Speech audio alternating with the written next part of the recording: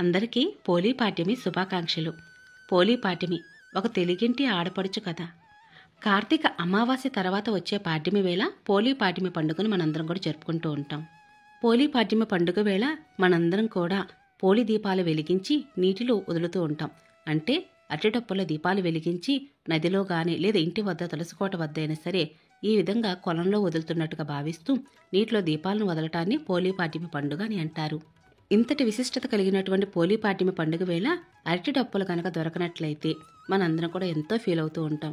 లేదా అరటి డప్పులు దొరికినప్పటికీ నీటిలో దీపాలు వదులుతున్నప్పుడు మునిగిపోతుంటే ఇంకా బాధగా అనిపిస్తుంది. అరటి డప్పులు లేకపోయినా లేదా అరటి డప్పుల దీపాలు వెలిగించిన తర్వాత నీటిలో వదిలినప్పుడు మునిగిపోతున్నప్పటికీ కూడా మనకి ఈ చిన్న చిన్న టిప్స్ అయితే చాలా బాగా ఉపయోగపడతాయండి. కాబట్టి వీడియో ఎక్కడ స్కిప్ చేయకుండా చివరి వరకు చూసినట్లయితే మీకు వీడియో చూస్తున్నప్పుడు ఏ టిప్ నచ్చిందనే విషయం కూడా కింద కామెంట్ సెక్షన్ తెలియచేయటం వల్ల మరెంతో మందికి ఈ వీడియో అనేది ఉపయోగపడుతుందండి. పోలీ పాడ్యమి వేళ పోలి దీపాలను తులసికోట వద్ద లేదా నది వద్ద అయినా సరే వదలవచ్చండి. నది వద్ద వదలటం అనేది చాలా మంచిది.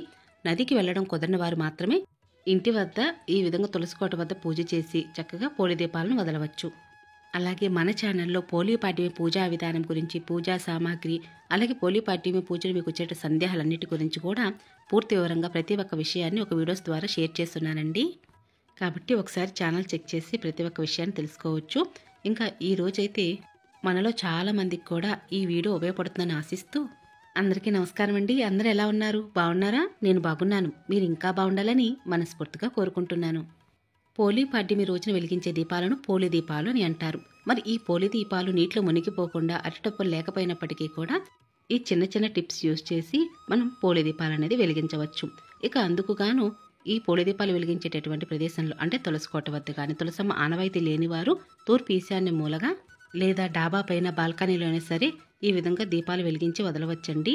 అందుకుగాను ప్రదేశం అంతా కూడా ముందుగా పసుపుతో అలికి వరిపిండితో ముగ్గులు వేసి ఒక వెడల్పాటి పాత్ర తీసుకుని ఆ వెడల్పాటి పాత్ర కూడా పసుపు కుంకుమ అలంకరణ చేసి సగానికి పైగా నీళ్లు పోసి పసుపు కుంకుమ అక్షంతలు వేసి గంగేచ యమునే చైవ గోదావరి సరస్వతి నర్మదా సింధు కావేరి జలేస్మిన్ సన్నిధం కురు అంటూ ఈ మంత్రాన్ని చదువుతూ నీళ్ళని ఇలా కదపాలండి. చుట్టూ కూడా 3 సార్లు ఇలా తిప్పాలి. నీళ్లను ఇలా తిప్పుతూ మంత్రం అయితే తప్పనిసరిగా చదవాలండి. ఇలా చదవటం వల్ల ఏమిటి అని అంటే ఇప్పుడు మీరు ఎక్కడైతే పూజ చేస్తున్నారో ఆ నెలల్లోకి ఆ నదులన్నింటినీ కూడా ఆవాహనం చేయటం అనమాట. నదికి వెళ్లకుండానే ఇంటి వద్దనే నదిలో మనం దీపాలు వదులుతున్నట్టుగా ఒక భావనతోటి ఈ విధంగా అయితే చేయవలసి ఉంటుందండి. మనందరికీ కూడా తెలుసు ఈ రోజున అరటిడప్పులో దీపాలు వెలిగించి నీటిలో వదలాలని. కాబట్టి ఆ విషయాన్ని అయితే నేను చెప్పడం లేదండి. కాబట్టి అరటిడప్పులు లేకపోయినా లేదా అరటిడప్పుల్లో నీటిలో మునిగిపోతున్నాయి నీళ్ళలో వదిలినప్పుడు అనుకున్నప్పుడు వారికి ఈ వీడియో చక్కగా ఉపయోగపడుతుంది. ఇదిగోండి, నేను తేలికపాటి అరటిడప్పు అయితే తీసుకున్నాను. తేలికపాటి అరటిడప్ప అంటే లేత అరటిడప్ప అని అర్థం. అరటిడప్పలు అనేవి బరువుగా ఉన్నట్లయితే నీటిలో దీపాలు వదిలినప్పుడు మునిగిపోతుందండి అరటిడప్పు అనేది. కాబట్టి లేతగా ఉన్నటువంటి అరటిడప్పునైతే తెచ్చుకోవాలి. అంటే తేలికపాటి అరటిడప్పును తీసుకొచ్చుకుని ఇక కింద భాగం కట్ చేయకుండా పై భాగంలో ఉంటే చిన్న లేయర్గా ఇలా కట్ చేసుకోవాలండి. ఇలా కట్ చేసుకుని ఇందులో ఒత్తులు వెలిగించి పెట్టడం వలన నీళ్లు అరటిడప్పులోకి వచ్చినప్పటికీ కూడా లోతుగా ఉన్నటువంటి అందులో దీపాలు వెలిగిస్తాం కదా అందులోకి నీళ్లు చేరవండి. నూనె ఎక్కువగా పోస్తాం కాబట్టి దీపాలు వెలుగుతూనే ఉంటాయి. మాకు చిన్నప్పటి నుంచి మాకు ఈ టిప్పు తెలుసని మీరు కొత్తగా చెప్పేది ఏముంది అని అనుకుంటున్నారా? అరటిడప్పులు లేనప్పుడు నీటిలో మునిగిపోకుండా ఉండాలనేది చిన్న చిన్న టిప్స్ ద్వారా మీకు ఈ వీడియో షేర్ చేస్తున్నానండి. కానీ ఎన్ని టిప్స్ చెప్పినప్పటికీ కూడా అరటిడప్పుల్లో దీపాలు వెలిగించి వదలడమే శ్రేష్టం. కాబట్టి అరటిడప్పుల్లో వెలిగించినప్పుడు నీటిలో మునగకుండా ఉండాలి అనే విషయాన్ని చెబుతూ మీకు ఈ వీడియో షేర్ చేస్తున్నానండి. ఇక చక్కగా పసుపు కుంకుమలతో అలంకరణ చేసి పువ్వొత్తులు ముందుగానే మనం నూనెలో నానపెట్టుకుని ఉంచుకుంటాం కదా. ఇక 33 ఒత్తులు లేదా 31, 35 ఒత్తులను ఈ విధంగా 3 బ్లాక్స్ లాగా పెట్టుకున్నాం కదా అందులో చక్కగా పెట్టేసుకుని ఇక దీపాలు వెలిగించి అగరబత్తి చూపించి నైవేద్యం, తాంబూలం, అలాగే చలిమిడి వడపప్పు ఇక ఇవన్నీ కూడా ఇచ్చి మంగళహారతులు ఇచ్చి కొబ్బరికాయ కొట్టి ఇక ఇప్పుడైతే అరటిడప్పులని నీటిలో వదలవలసి ఉంటుంది. అంతేనండి, చాలా సులువుగా. అలాగే నీటిలో వదిలిన తర్వాత కొద్దిగా నీటిని ఎదరకు తొయ్యాలన్నమాట. చూడండి, మీరు కావాలంటే అరటిడప్పుల్లోకి నీరు అనేది చేరదు.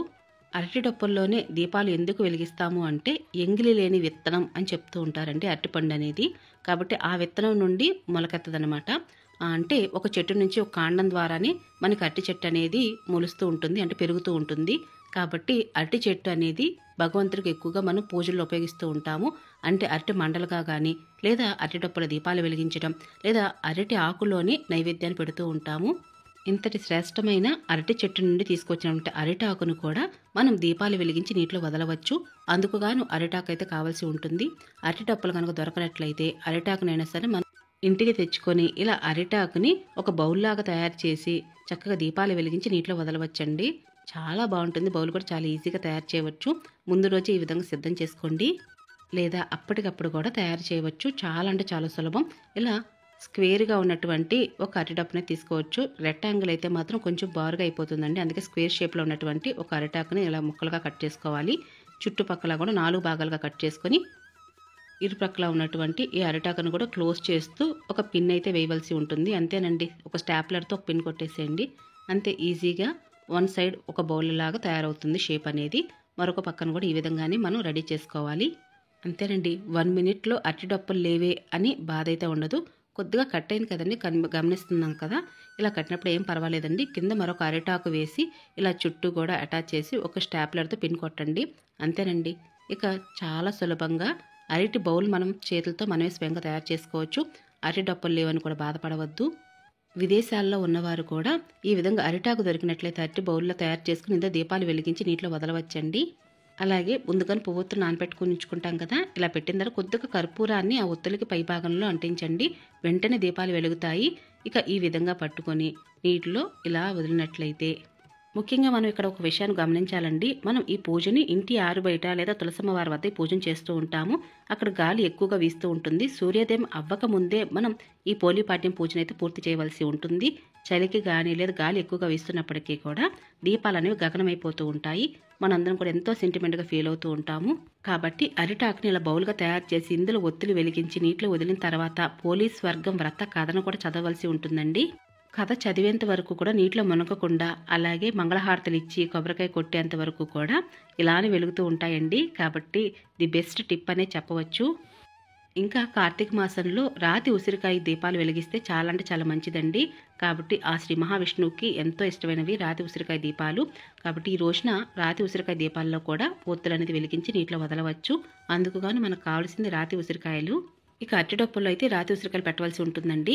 అలాగే అరటి డప్పులు కనుక మునిగిపోతాయి బరువుకి అనుకున్నప్పుడు వరిపిండి తీసుకొని కొద్దిగా నీటితో తడిపి ముద్దగా చేసి అరటి డప్పుకి ఇరుప్రక్కలా కూడా ఈ విధంగా అడ్డుగా కట్టాలండి. అంటే బ్రిడ్జ్ అని చెప్పవచ్చు. అరటి డప్పులకి బ్రిడ్జిలాగా కట్టుకొని రాతి ఉసిరికాయలు కూడా అందులో పెట్టుకొని మీరు ఎన్ని వెలిగిస్తారో ఆ ఒత్తులన్నీ కూడా చక్కగా ఇలా వంచి పెట్టుకొని పైన వెలిగించాలండి. ఇలా ఎన్ని ఉసిరికాయ దీపాలను వెలిగించవచ్చు, 2, 3, 5 కూడా. మామూలుగా అయితే 11 ఒత్తులను ఒక ఒత్తుగా చేస్తూ ఉసిరికాయ దీపం మీద పెట్టి వెలిగించవచ్చు. అరటిడొప్ప నీటిలోకి వెళ్ళినప్పటికీ కూడా నీళ్ళు అనేవి లోపలికి రాలేదండి. అరటిడొప్ప లోపలికి చూడండి, ఒకసారి గమనించినట్లయితే కొద్దిగా పసుపు కుంకుమ కూడా వేసి నమస్కరించుకోవాలి. అలాగే ఉసిరి దీపాలు వెలిగించినట్టు ఉంటుంది, అరటిడొప్పలో వెలిగించినట్టు ఉంటుంది. అలాగే ఈ విధంగా నీటిలో మునిగిపోకుండా ఎక్కువసేపు కూడా దీపాలు వెలుగుతూ ఉంటాయి. ఒకవేళ అరటిడొప్పలో దొరకలేదు, రాతి ఉసిరికాయలు కూడా దొరకలేదు, అప్పుడు ఏం చేయాలి అంటే ప్రతి ఒక్కరి దగ్గర వీళ్ళ ఫ్రూట్స్ అనేవి ఉంటూ ఉంటాయండి. కాబట్టి ఇక్కడ కమలాకాయ, బత్తాకాయ 2 చూపిస్తున్నాను. నా దగ్గర కమలాకాయ పండిపోయిందండి, బత్తాకాయ కొంచెం పచ్చిగా ఉంది. కాబట్టి పచ్చిగా ఉన్నటువంటి ఈ పండునైతే తీసుకుంటున్నాను. మధ్యలో కట్ చేసేస్తున్నాను. మధ్యలో కట్ చేసి అలాగే రసం కానీ అందులో తొనలు కానీ అన్నీ తీసేస్తున్నానండి. అప్పుడు మనకి ఒక డొప్పలాగా తయారవుతుందనమాట. అంటే మనకి కొబ్బరి చెప్పులాగా ఇలా డొప్పలా తయారవుతుంది. కాబట్టి ఇలా డొప్పలాగా ఉన్న దాంట్లో కూడా దీపాలు వెలిగించి నీటిలో వదలవచ్చు. అరటిడొప్పలు దొరకనప్పుడు, అలాగే అరిటాకులు లేదా రాతి ఉసిరికాయలు ఇవేమీ లేనప్పుడు చక్కగా ఈ టిప్ అయితే చాలా బాగా ఉపయోగపడుతుందండి. కానీ అరటిడొప్పల్లో వెలిగించడమే శ్రేష్టం. దొరకనప్పుడు ఏం చేస్తామండి, అలాగే నీటిలో కూడా దీపాలు అనేవి మునిగిపోకుండా ఎక్కువ దూరం నది దగ్గర వెలిగించినప్పుడు అయితే మాత్రం ఎక్కువ దూరం కూడా వెళ్తూ ఉంటాయి. చాలామంది కూడా యాత్రలు చేసేటప్పుడు యాత్రా స్థలానికి కూడా ఇలా పళ్ళు తీసుకువెళ్ళినప్పుడు అక్కడ డొప్పల్లో కూడా ఇలానే వెలిగించి నీటిలో వదులుతూ ఉంటారు. అలా వదిలినప్పుడు నేను చూశానండి. అప్పుడు అందుకని ఇది ఎవరికైనా ఉపయోగపడుతున్న ఉద్దేశంతో మీ అందరికి షేర్ చేస్తున్నాను. చాలా బాగా ఉపయోగపడుతుంది. అలాగే నీటిలో కూడా మునగవు. నీటిలో మునగనప్పుడు దీపాలు కూడా ఎక్కువసేపు వెలుగుతూ ఉంటాయి. ఈ విధంగా పోలి దీపాలు అనేవి వదలవచ్చు. ఇక ఈ విధంగా దీపాలు వెలిగించి నీటిలో వదిలి ఎదరకు కొంచెం నీళ్ళు అనేవి ఇలా తోసి నమస్కరించుకోవాలండి. ఆ పోలి తల్లికి నమస్కరిస్తున్నాం ఒక భావనతోటి పూజ అయితే చేయవలసి ఉంటుంది. నది దగ్గర వదిలినప్పుడైతే మాత్రం ఈ దీపాలు చాలా బాగుంటాయండి. అంటే అక్కడ దీపపు కాంతుల మధ్యన చూడడానికి చాలా ముచ్చటగా ఉంటాయి. ఇంకా ఇవేమి దొరకనప్పుడు ఇలా జిల్లేడాకు మీద కూడా దీపాలనే వెలిగించవచ్చండి. చాలా అంటే చాలా మంచిది జిల్లేడాకు మీద దీపాలు వెలిగించడం అనేది. అందులోనూ తెల్ల జిల్లేడాకు దొరికినట్లయితే ఇంకా మంచిదండి. కాబట్టి తెల్ల జిల్లేడాకు మీద ఈ విధంగా ఒత్తులు వెలిగించి నీటిలో వదలవచ్చు.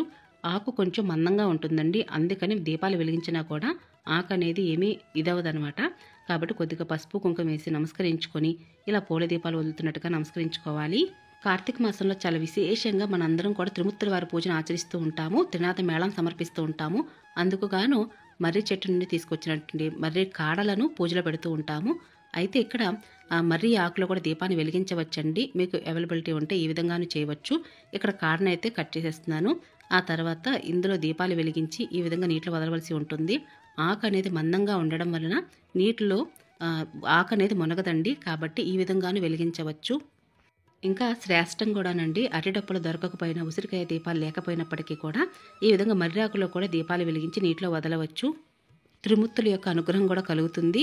ఈ విధంగా కూడా మనం పూల దీపాలు అనేవి ఇంటి వద్దనే వదలవచ్చు. ఇంకా మర్రి ఆకే కాదండి, రావి ఆకులో కూడా దీపాలను వెలిగించి వదలవచ్చండి. రావి ఆకు చాలా పలచగా ఉంటుంది కదా, మరి ఎలా అనుకుంటున్నారా? ఏం పర్వాలేదండి. రావి ఆకు కూడా నీటిపైన తేలుతూనే ఉంటుంది. రావి ఆకు పైన కూడా దీపాలు వెలిగించి నీటిలో వదలవచ్చు.